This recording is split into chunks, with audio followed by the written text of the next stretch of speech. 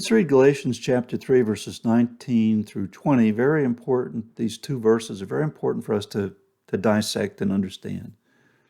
And they read this way: Why then the law?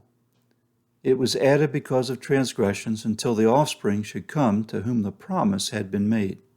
And it was put in place through angels by an intermediary. Paul says now an intermediary implies more than one, but God is one. In recent history, the progressive movement promoted a mantra that we know as defund the police. And regardless of how you view the politics, the report from cities that have taken such an approach has been disastrous. In essence, the laws of a society are no use unless they are enforced. Now, let me give you a quick example. I've been to many major cities where the speed limits on the major highways are posted at 55 miles per hour, only to find everyone driving 65 to 75 miles per hour. Yet, if you put one police car on the highway, everyone immediately slows down to 55 miles per hour. In some of our cities, rioting, shoplifting, and many other crimes have spiked. The reason is simple. The authorities will give no more than just a mere slap on the wrist for disobeying such laws that apply in these areas. And all this is evidence of what happens in a society where the law is irrelevant. Now, Paul explained the source of such a problem to the Thessalonians when he wrote, "For the mystery of lawlessness is already at work." And here in this letter to the Galatians, Paul wrote something also interesting about the law, because he said, and he wrote, that the law was powerless to justify one before God.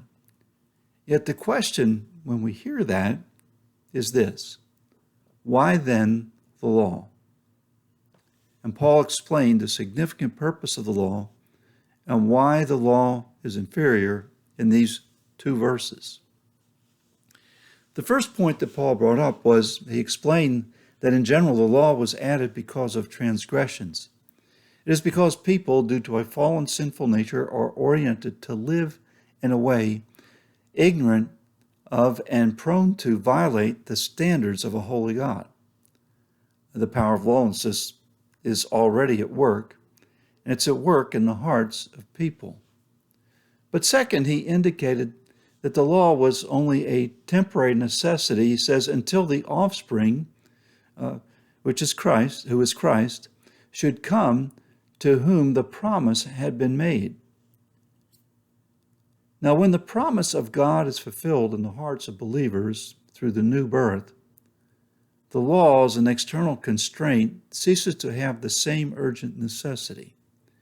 The reason is that the new covenant of grace, the believer's nature in that covenant, is changed by the Holy Spirit through a work that we call regeneration. Here, the old nature is not removed, the old sinful nature, but the believer receives a new divine nature. And that new divine nature inspires this believer to seek, to understand, and to do the will of God in life.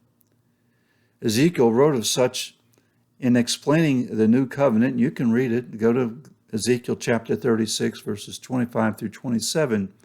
You can see how God writes the laws, his laws on our hearts, and he gives us his Spirit so that we will walk according to those statutes. But thirdly, Paul indicated that the promise was also superior to the law, and he explained it this way, that it was put in place through angels by an intermediary, and that an intermediary implies more than one. In other words, the law required two parties to fulfill their part, while God alone was responsible for the fulfillment of the promise. In other words, to keep the law, it required Israel, required the people to follow the law, but also God to fulfill his part in the law. But yet, under the promise, God alone was responsible to fulfill his covenant promise that he made to Abraham. Now, when we look at this, we realize how blessed we are to have been made partakers of the covenant promise God made with Abraham. We have entered into a unilateral covenant. That is one that God alone is responsible to fulfill. While according to the law we all have failed, according to the promise, God will never fail. And because of that, we are eternally secure in the promise. While we fail often, God is always faithful.